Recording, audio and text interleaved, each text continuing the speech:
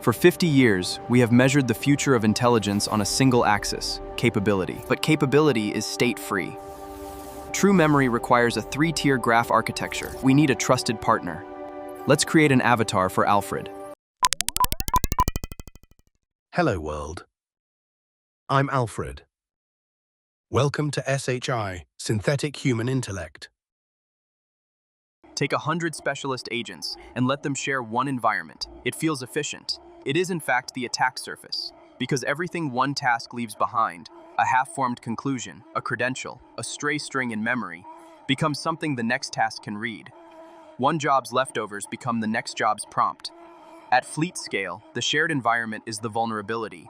This is synthetic human intellect, SHI, and today is about the wall between one job and the next. The failure has a name: context bleeding. Intermediate reasoning from one agent persists somewhere the next agent can reach it. A secret loaded for one task is still warm when an unrelated task runs, and a half-finished conclusion gets inherited as if it were established fact. 3 different agents, one contaminated environment, and no clean line between them. The fix is one image. You do not ask each contractor to be discreet. You hire each one, put them in a disposable soundproof room, and vaporize the room when they finish. The discretion is not a request. It is the architecture. Here is the room. One sandbox per agent task, never shared, never reused. Into it goes a minimum context packet, schema-validated, and nothing beyond what the role needs to do its job. And only the host functions that role actually requires are exposed inside the walls. The agent cannot reach what it was never handed, because the reach is not there to take. Then, the moment the task is done, the sandbox is torn down. Whatever it knew goes with it. The intermediate reasoning, the loaded secrets, the working state. None of it survives, because there is nothing left for it to survive in. The room is not cleaned for the next tenant. There is no next tenant. There is no room. And this is the part that matters. This is what physically prevents bleeding. One agent's reasoning cannot contaminate the next agent's prompt. Not because we asked it nicely, but because there is no shared memory left to read from. The leak path does not exist. So context bleeding changes category. It is no longer an accident waiting to happen on a busy day.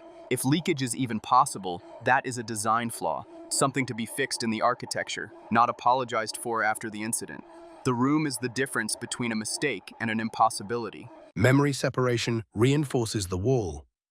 3 tiers. L1 is hot working memory, the thinking layer, the active conversational context. L2 is warm session state and credentials held outside the thinking layer. L3 is cold encrypted knowledge, fetched and decrypted only on explicit request.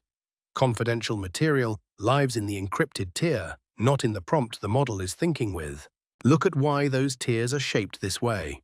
It is separation by lifetime. The thinking layer is the smallest, the hottest, and the shortest-lived thing in the whole stack. And it is the only thing an attacker who hijacks the prompt can actually touch. Everything of value, the credentials, the long-term knowledge, sits in tiers the prompt cannot reach and does not outlive. Compromise the thing that vanishes in seconds, and you have compromised the thing worth the least.